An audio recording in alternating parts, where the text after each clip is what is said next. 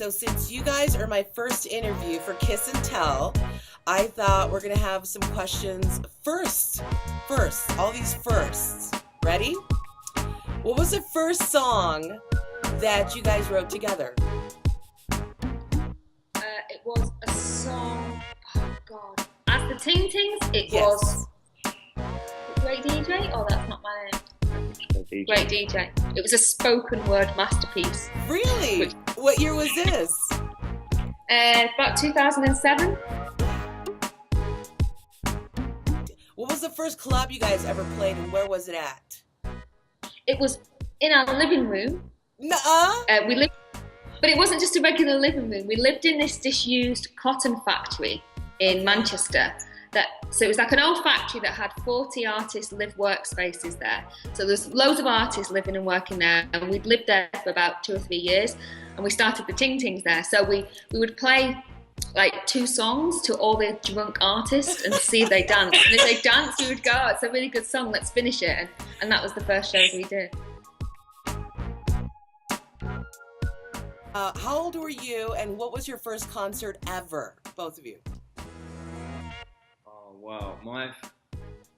I can't remember how old I was. I was quite young. My parents took me to see Frank Sinatra in the Royal Albert Hall in London, which is the most beautiful venue. It's a big old-fashioned music hall that does a lot of opera and orchestra, and I wasn't psyched about it at all because I was, too young to really appreciate Frank Sinatra to that extent. But I do remember that I'd seen some of his films and thought he was like this massive, huge Hollywood star, more than a singer. Yes. And I was always fascinated by stars, so I went to the side of the entrance of the Royal Albert Hall to see if I could get a signature or whatever. And I watched him walk in, and it was true because he did have those blue eyes, and he did single me out in front of a load of press and people with cameras, and just looked at me and said something about kid to me. And I don't know what it was, but it stayed with me a long time. And then from then I discovered Frank Sinatra properly, and that was my first concert.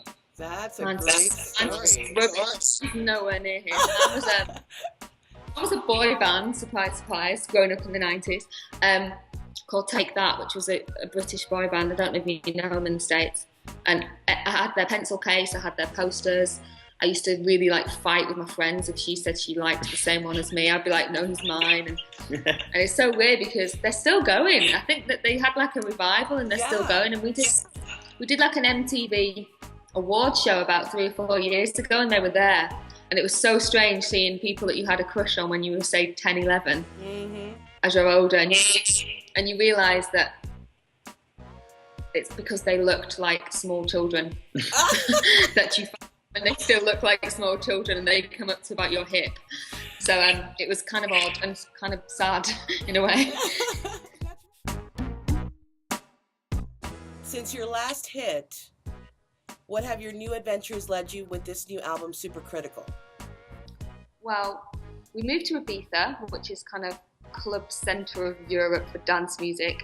And this is our 3rd album. So the 2nd album we went to Berlin, and the 3rd album we went to Ibiza. And we was expecting to be kind of influenced by EDM, DJ culture, because it's huge in Ibiza. And we didn't know what influence we would get, but we thought we would get influenced by something. We thought something good would happen. And we got to Ibiza, and we randomly met Andy Taylor, who was a guitarist out of Duran Duran, which we had no idea who he was. And we became friends with him. And then somehow we ended up with him working with us on our album, and we ended up making an album that sounded nothing like what was being played in Ibiza. So we've been on a bit of a weird trip that's been really interesting. We've lived on an island for 1.5 years full of crazy people, and we kind of sat on the island whilst watching documentaries about CBGBs and Studio 54 and clubs that don't exist now.